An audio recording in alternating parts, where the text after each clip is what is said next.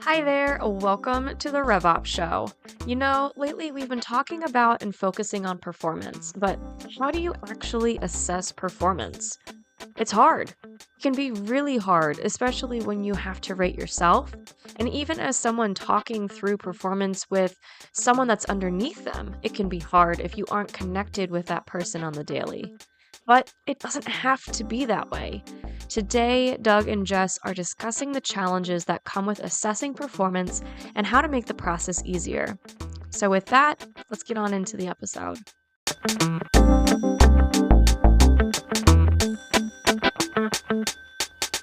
Jessica. Douglas. It's not summer yet, but it feels like summer. Oh, is it warm there? Oh, yeah. I mean, I'm not even talking about the warmth. But yeah, it's 90 degrees.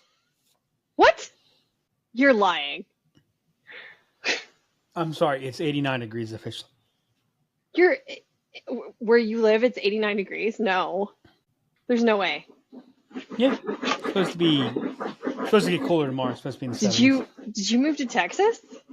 I did not move to Texas. Thankfully, I did not move to Texas. Jess, do you know what's happening today? Do you have any idea what is happening today? No idea what's happening today. Within the next couple of hours, it's supposed to happen.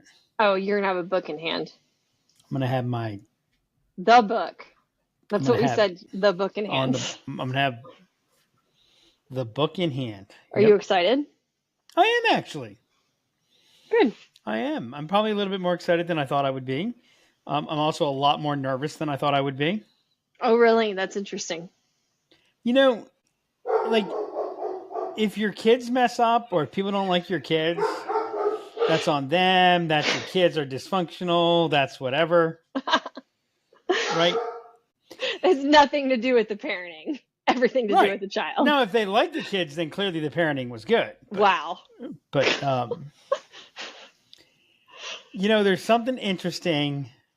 Because, you know, I don't usually worry much about whether or not someone is going to agree or disagree with it. But, like, there's, like I'm worried as I started sharing it with people, like, okay, they're not going to like it. They're going to think this is just fucking crap. It's just going to be, you know, part of the problem is it takes so damn long to write a book. You've been working on this book forever. I don't remember a time before you were working on the book. I mean, I'm sure, like, I know I was here before you were working on the book, but. Okay, hold on. The book's been in work. It's about 15 or 16 months is what it's taken all in. Okay. It feels longer. So I was working on a different book a few years ago. Well, I know that. I know that it's two different books. I'm aware. It feels longer. So again, it does feel longer. It does feel. But so part of the problem is, it's like how you, especially when you used to deal with websites. Mm-hmm. By the time you took your website live, you hated it because it was old. And so part of the problem is that, like, I mean, from the time that you're done the writing, the editing aspect of it is 6-7 months. Yeah. Right. And so it's just like, this is. Yeah. You've also been done writing it forever. Actually, now that you mention that. And then I've actually gotten a couple compliments on it, but I don't believe them. I think they're just being nice to me. Are the compliments from Danny, or like, is that why you don't believe No. Some of the people on LinkedIn that we offered, if someone wanted to get a, you know, like, hey, I finished your book. It was really good. I'm like, yeah, you're just saying that to be polite. Like, I haven't said that back to them, but that's how I feel. It's like, yeah, they must have really hated the book to say that. Oh my God.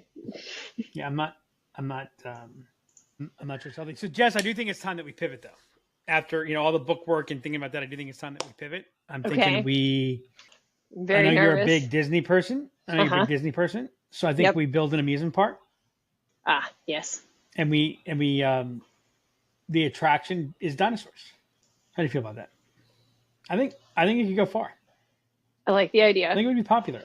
Do you like dinosaurs? I think it might end up in flames, literally. But yeah, let's do it. Do I like dinosaurs? I'm kind of indifferent. Like I never wasn't super intrigued in them. I don't hate them. So let me ask you this, Jess.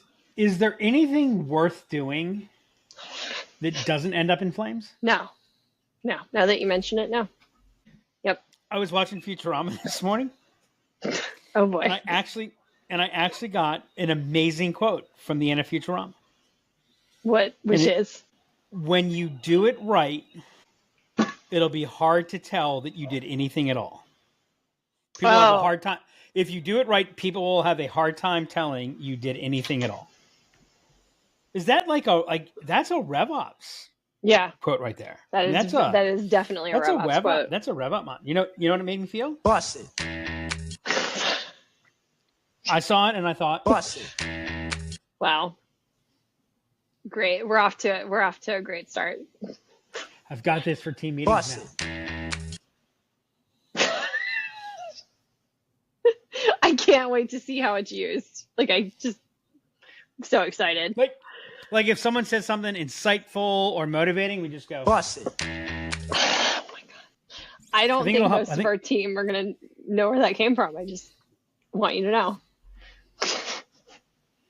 You know what? That's on them. Okay. That's on them for being Jess, we were talking last week.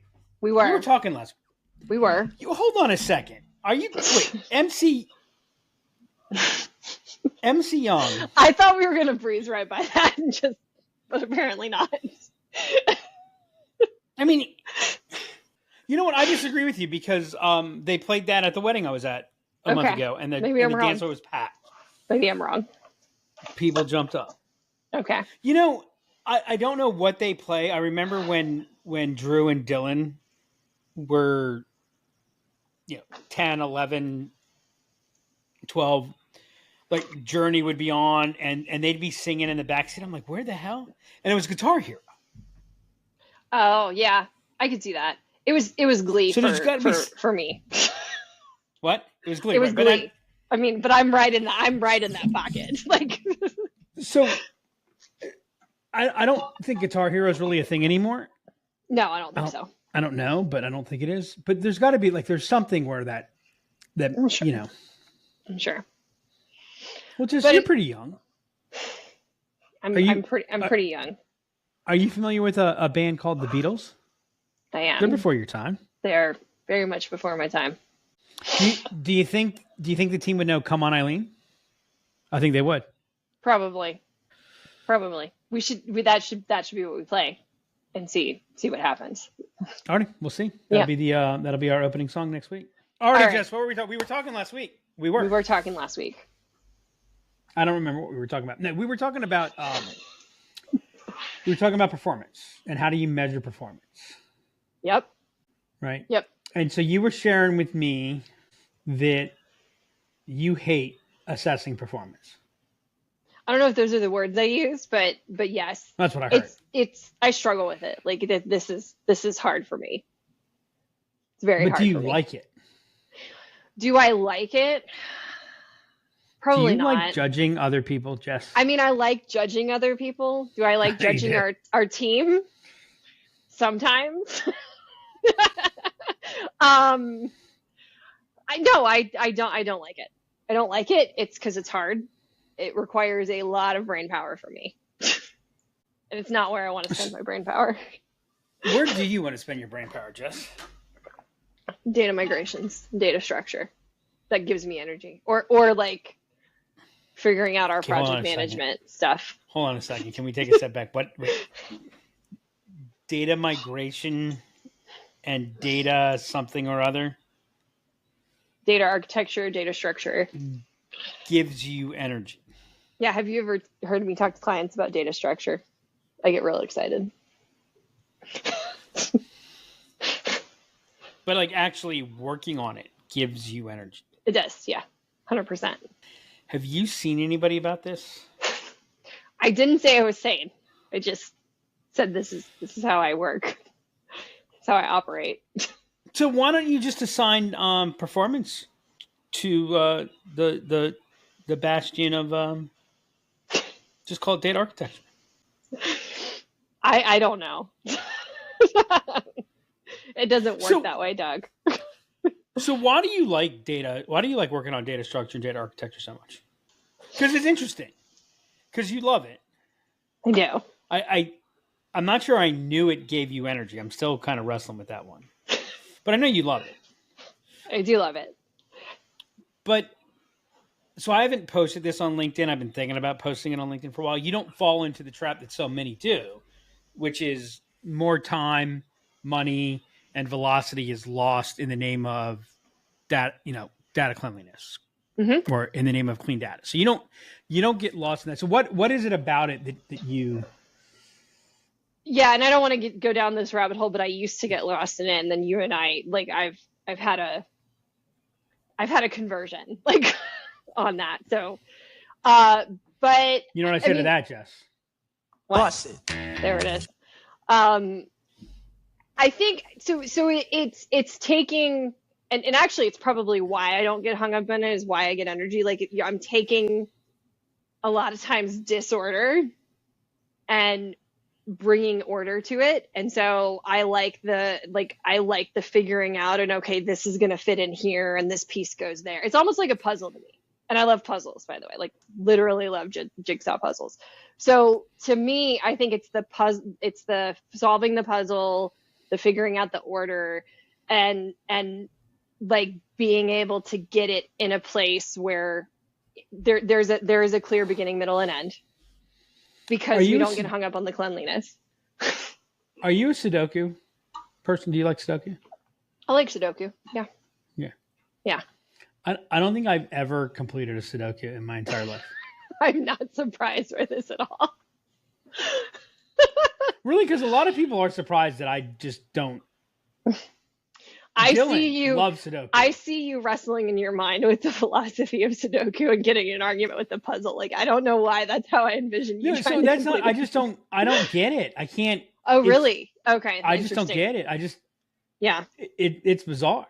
Yeah. So anyway, so believe it or not, I'm going to connect that. I'm going to connect the dots to assessing performance. So what are some of the challenges? Like why do you find assessing performance So first of all, I don't think I have a framework to assess the team. Like we've been talking about frameworks a lot recently, and I just don't have like that expertise. I don't have that knowledge, so I don't have a good framework for it. The people I manage work outside of my area of expertise. So their subject matter expertise is not my subject matter expertise. So I struggle there sometimes with knowing, are they doing a good job? Because it's not really my knowledge. And then as my responsibilities have increased over the past 2 years specifically, I see less and less of the specifics around what folks do. So I have a hard time really, I think, anchoring and what have they done? Is that work any good? Actually seeing it firsthand, which is historically what I've done when I've managed people. I've been able to see that work much more closely firsthand. Which part do you want to dig into first? Let's because we're going to broaden this for those of you listening. This is not just a Jess counseling session. Let's start with what the people I manage aren't within my area of expertise. Let's start there. Why does that matter? Well, so like if I don't have expertise in what they're doing, how do I know if what they're doing is any good? How do I get them to level up? How do I help them if they're stuck? Oh, hold on a second. We're just talking about two different things. Okay. You just conflated two different things. We'll stick with Are we talking about how do I assess their performance, or how do I level them up? Oh, okay, that's interesting. Yeah. Okay, that's fair. So an example is like Drew, who runs our dev team, reports to me. While I understand data structure and conceptually understand some of what they're doing with developing apps, and they build integrations, I have no idea if like what they're building is any good, because I don't understand code. I don't have an expertise in developing products or developing apps. So I don't know if the process they're following is the right one or if they're what they should be doing. So it's interesting here, and kind of the broader theme of this episode is approaching and creating a framework to be able to assess performance, and I think that it's easier to assess performance in areas where you lack expertise as opposed to where you have expertise. Why do you say that? So I struggle mightily to assess a salesperson. Oh, that's interesting. Why do you find that interesting? Because you know that's true. Well, so I don't know if we've ever explicitly stated that, but so that's why it's interesting to me, because I don't know that we've ever said it out loud. But yes, I see it. I don't know that I've ever thought about it. I did well working with hitters. Now, there were probably 30% of the hitters that I worked with that I could never connect to, and so I probably didn't do that well with them.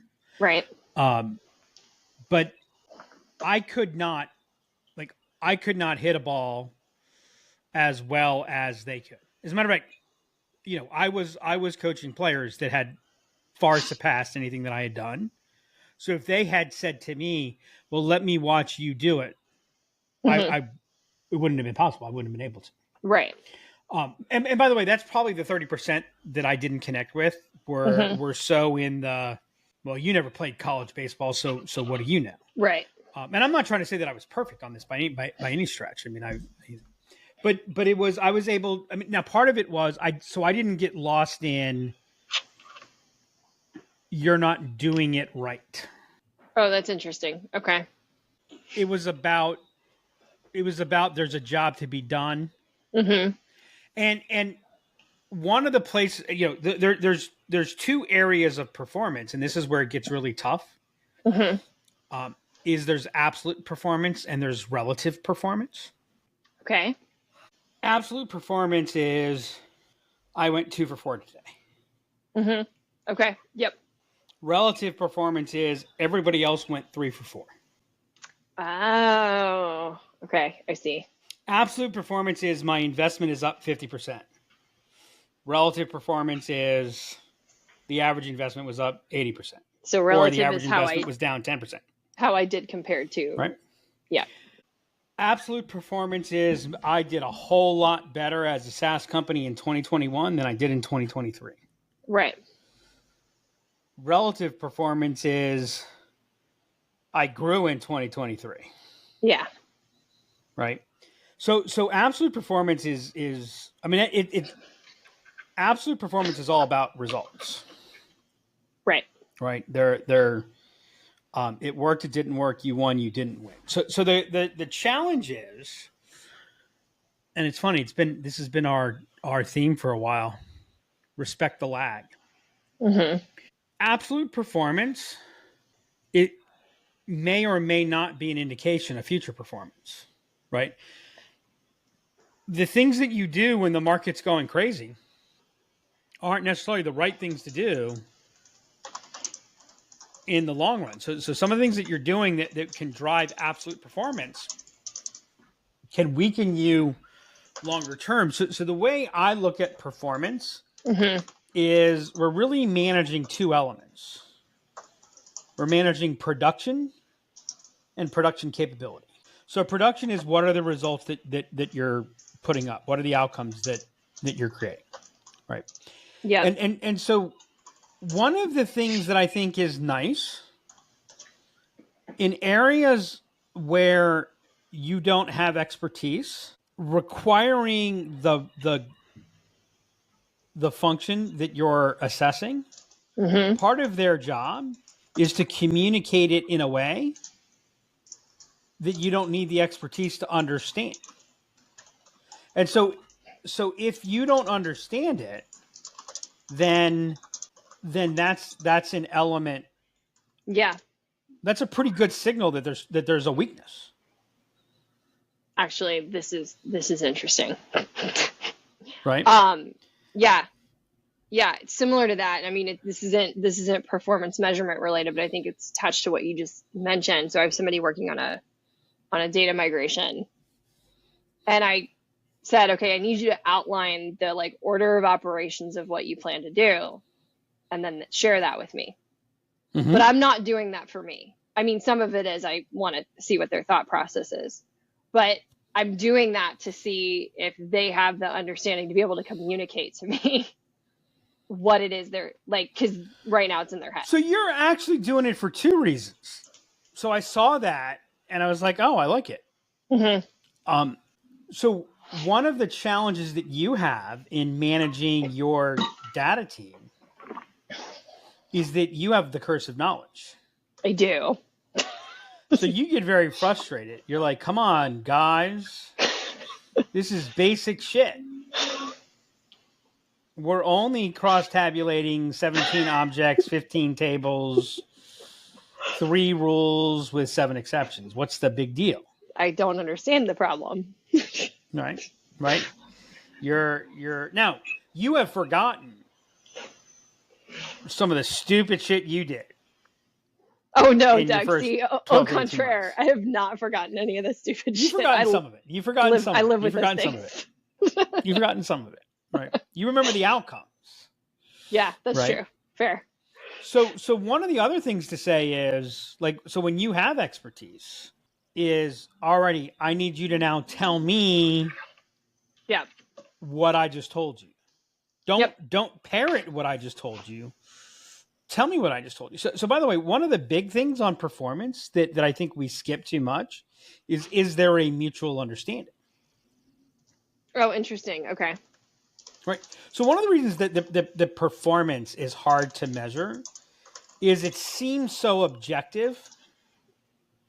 Yeah. But performance is really relative. It's not absolute. Okay. And relative always brings a subjective component. Right. And we know it's absolute because if I come in and I say, hey, wow, Johnny's up 50%. He was only supposed to be up 25%. But, 3 new companies came into his territory. There was a new regulation and Johnny's, in the 75th percentile. We're like, Johnny, you've got to get better. Yeah. But then Johnny's down 25%. And we're like, yeah, but you got to understand, 3 companies left his territory. There was a regulation that made it impossible. Right. We're like, no, we've got to understand that. So we get lost in this aspect of the belief of it being objective when there's always a subjective component.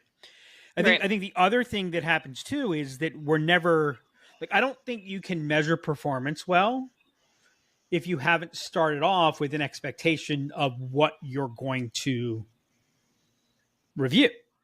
Right. So you need to have a hypothesis. It goes back to, do you have a hypothesis here? Yeah. Right. What are you going into? Because if you don't, what you assess at the end of 3 hours, 3 days, 30 days, 300 days, 3,000 days. And I'm not in any way suggesting you should be going in on day 1 and measuring the same things 3,000 days later. Right.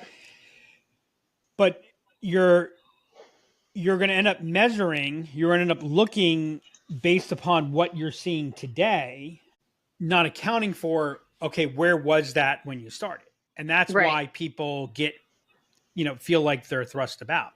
So connecting this to data structure, one of the things that you love about data structure is figuring out, okay, what is the job of the different data? What role does it play? I don't think you need to understand, I don't think you need to be an engineer. I don't think you need to be a coder to be able to assess the macro performance of that team. I think that you need to have what are the areas that we're focusing on? What are our expectations?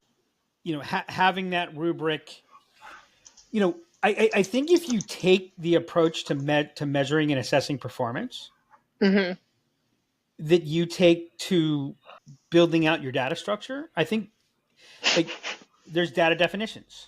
Mm-hmm. What does this mean? Right.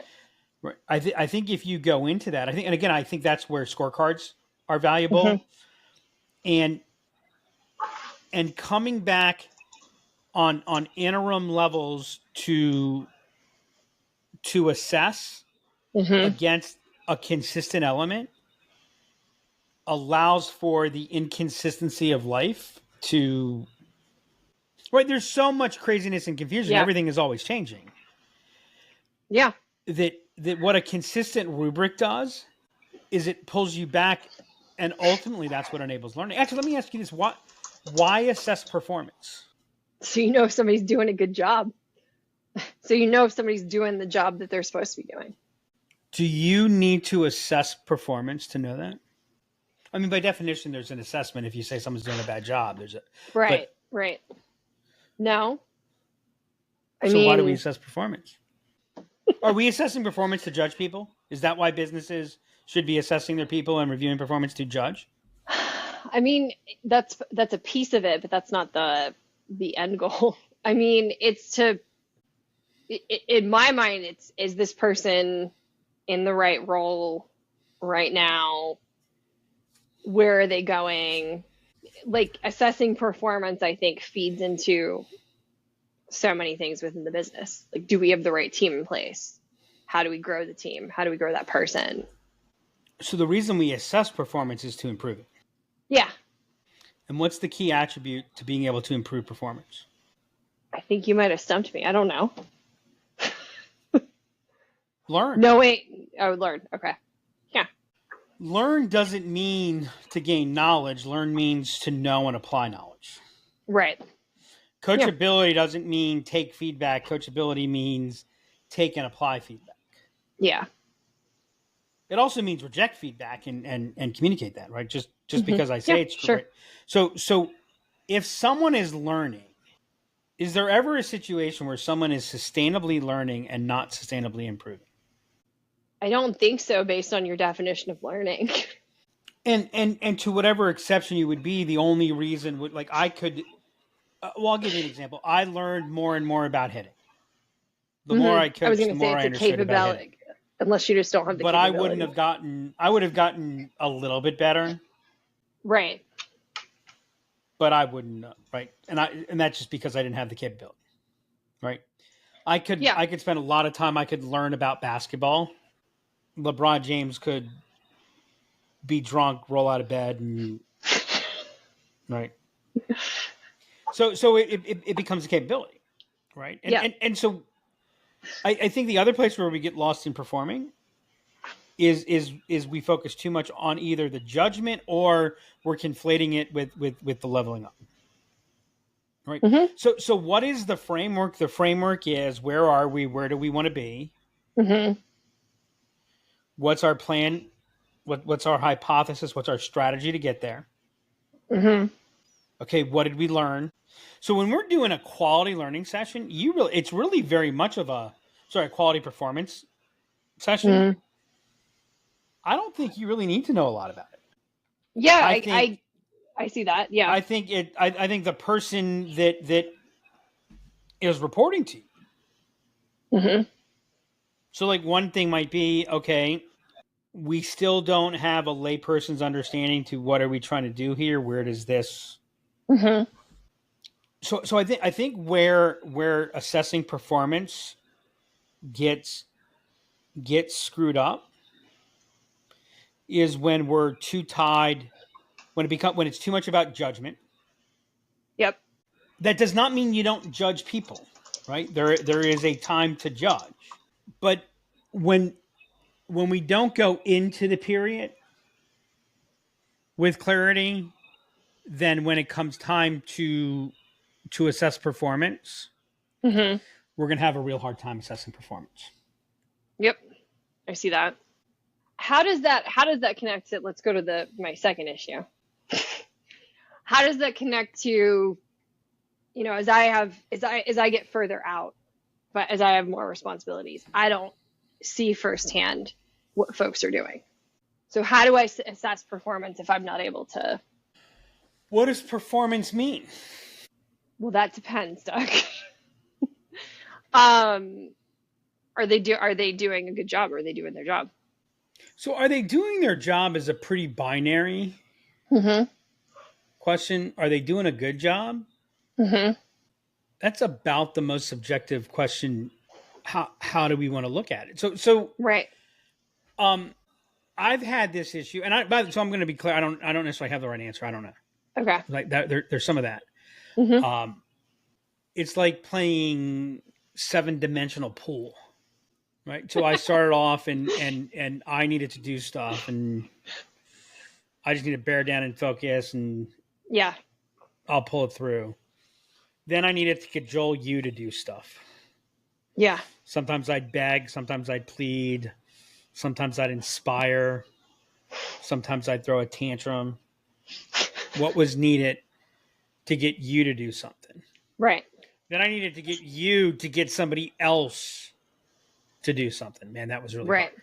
But now I need to get you to get somebody else to get somebody else to do some things when somebody else.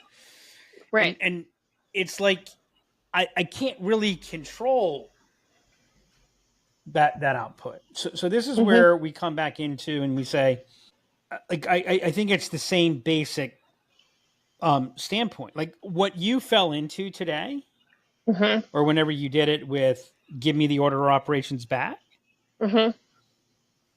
Like I think we still fall in. I think where we're still on the immature side of organizational discipline and growth is we still fall too much in the tendency of we design the system and we implement the system. We design the process and we implement the process. What you're actually doing with this is you're beginning to bring in user-generated process. You're beginning to say, okay, you're the person that's at the point of delivery. You're the point that's at the point of action. You tell me how to do this. Right.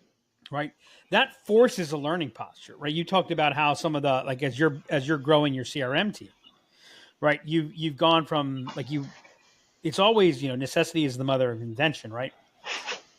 I realized that if I tell them that they have to teach, and they have to put the deck together and make sure I see it, it takes far less of my time than when I have to put that all together. And ultimately, the content is better. Yep. Even though it may be lower fidelity. Right. Well, is that really right? Or are you going to go, wait, Doug, how can it be better with less fidelity? Well, okay, yeah, that's actually a good point. How can it be better with less fidelity? I don't know that I disagree with you, but I'm curious. Because we're not building things for the laboratory. Yeah. Right. We're not doing. We don't need to. We don't. We're not doing a medical study or behavioral science study to tell you that what we're doing is we're putting together systems that get the job done. They're kind of like immigrant systems. Are kind of like immigrants. They get the job done. Shout out Hamilton. Right. And so what's happening is they're actually better understood by the users. Yeah. Which for the designers give the designers better input to where there are disconnects, because the master system, remember, it's a system of systems. It's being impacted by untold other factors, right? And so it's better because it's coming from the point of activity and in its own way. Like, one of the things about fidelity gives you a lot of information. It's not actually all that relevant to what I need to do on a day-to-day basis. Right. Yeah. Yeah, it's actually a good point, because the other thing that's happened is, as I've had more folks do this, and I think this is some of what you're saying, it's not at all how I would put together or approach it. That's the thing that's been fascinating about every single one. It's okay, I wouldn't have done it this way. This is interesting, but it's not wrong. So then you look, well, right? And then we can begin to say, okay, well, it might get the job done, but does it get the job done because we're I mean, I could build a Rube Goldberg machine and it would get the job done. Right. But there's also what you've now done too, is you've established the basis of learning, right? Learning is an action sport. Yeah. Learning is a participation sport. Yep. Right. And so one of the things to bring into your performance process is the process of self-performance evaluation. Right. And this is why I say accurate. Okay. Like don't come in and sandbag. Don't come in and say, well, I'm hard on myself. Don't come in and be too soft on yourself. Right. So if you're going to come in and you're going to rate yourself a 1 on a scale of 1 to 5, where 5 is the best. Okay, why is this a 1? If this is something that matters, nothing should be a 1. Right. Right. So what are we doing about it? Well, it's like if I'm coming in going, oh, you're a 4 and you're rating yourself a 2, that's a problem. Right. Why do I see you as a 4? Why do you see you as a 2? Yep. Right. Now, why do a lot of people see themselves as 2s? Because they learned, what, if I come in thinking I'm a 2, you go, oh, no, it's not that bad. No, you're better than that. Come on, Jess, really, Jess, you just need to have confidence. Okay, you're not going to, right. Right. Yeah. Right. All progress begins with honesty. So I think it's that. I totally agree with what you're saying. I also think what happens is what you're talking about, that truly thinking about self-performance is freaking hard. Like really looking at it and saying, okay, how do I actually rate on this? It's hard. So I think it's a lot of times easier just, okay, I'm just going to rate myself low. Yeah, right. Okay, so yes, it's hard. Yes, it's hard. Right. If it wasn't hard, it probably wouldn't have much value to it. Right. Right. If assessing performance isn't hard, if I just want to see what's your number, and I could boil down any job into a productivity metric. Right. Yeah. But now but I'm not, like, again, my goal is not to is not to optimize every individual in the organization. My goal is to optimize the organization. Yeah. It's like the kid on a hike. The kid taking a hike. Here we go. Right.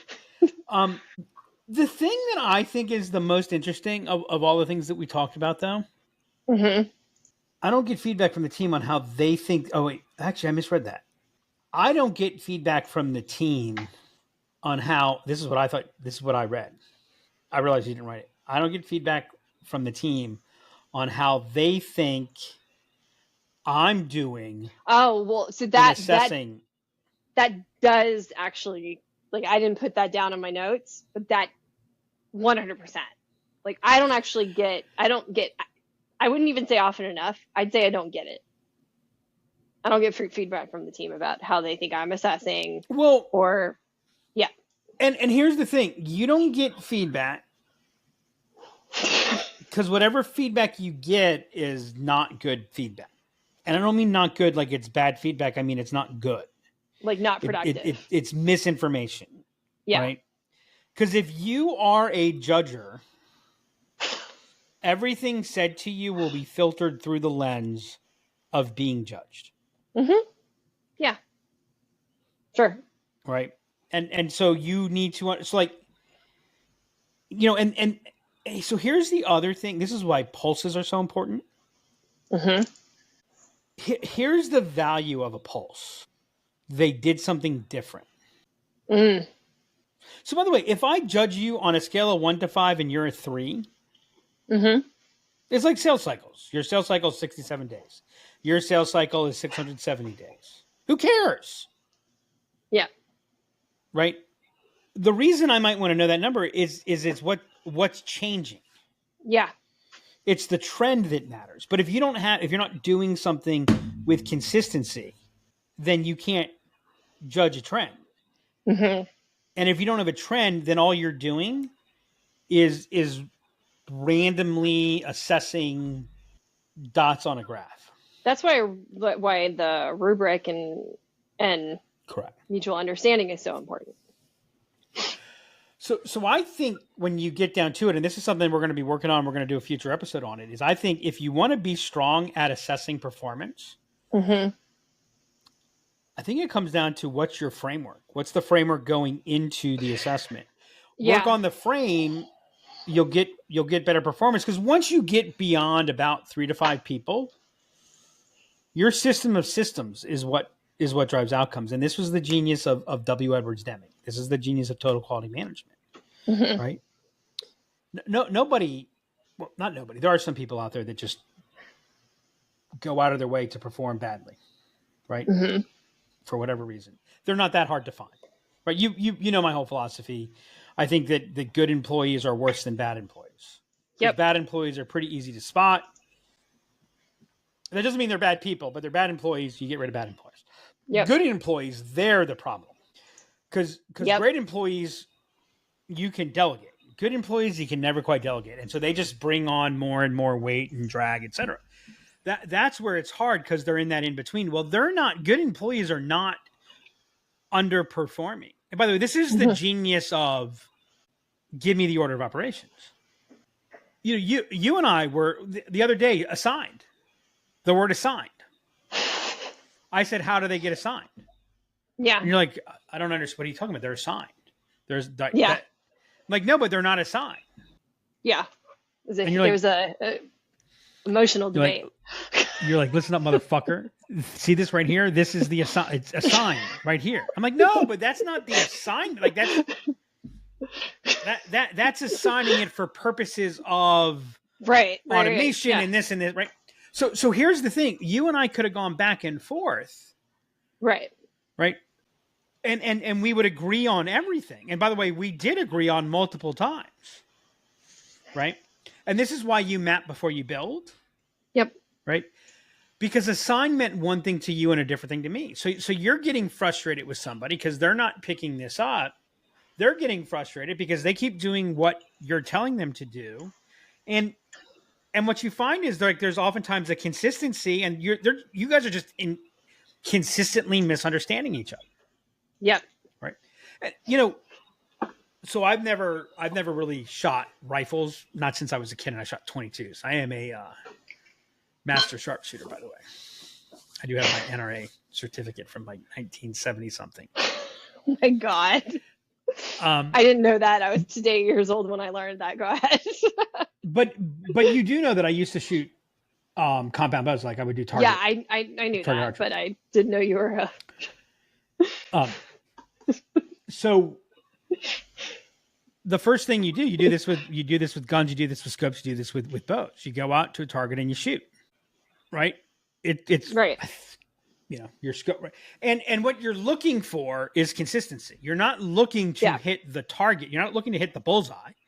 You're looking to get a grouping. And then as you get that group, once you get a grouping, right, then everything becomes easier. That's what we're talking about with performance, right? Performance is about getting that grouping, because the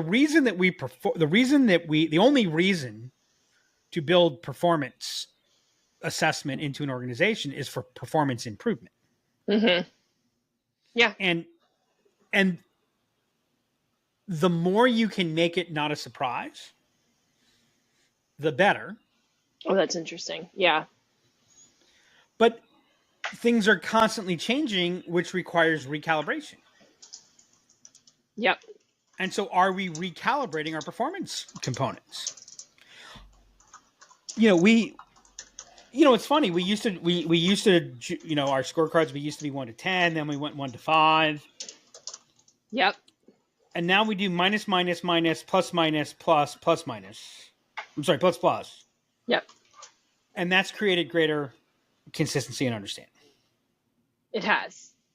Right? Yeah.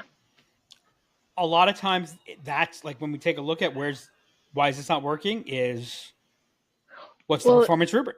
So the other thing I'll say on that is I think the other piece where it's helped is that, plus minus scale has made it far easier when somebody gets to that next level for that to calibrate versus that 1 through 10. Mm-hmm.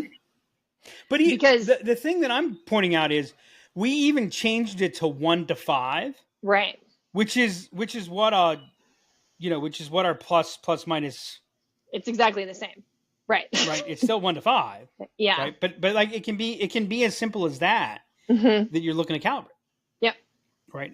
And so I think like when we're looking at those things, and by the way, I actually like the minus, plus, because it doesn't fake precision.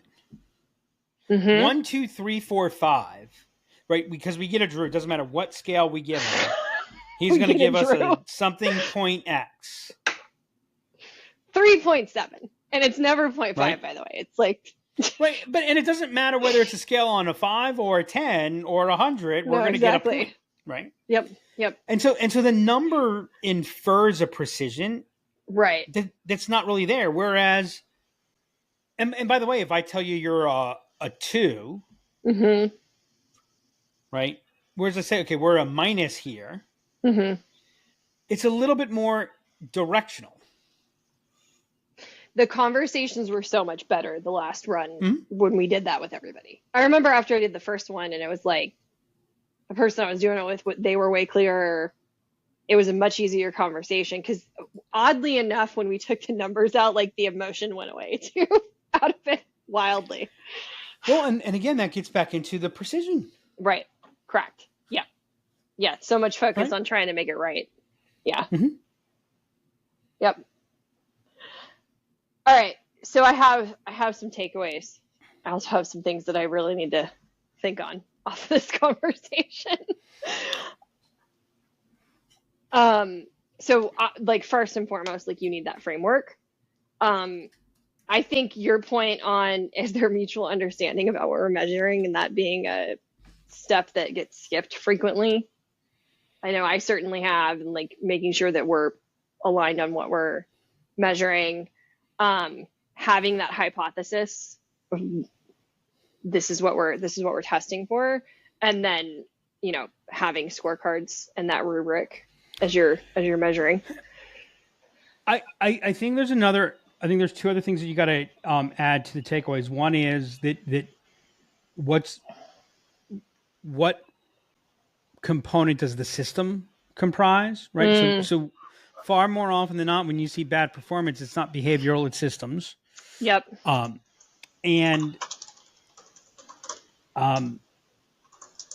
then the other element is, you know, the underlying context of the situation, right? So when you go into 2022 and 2023 and you got your 2021 hat on and you start looking at it, understanding, well, wait a second, right? This shifted. How are we accounting for that? That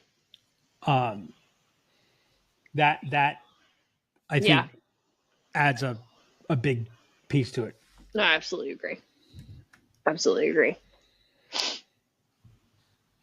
I look forward to digging and building out that framework based off of what we talked about today. Like, I think it'll be helpful to me, but it'll be an interesting conversation as well.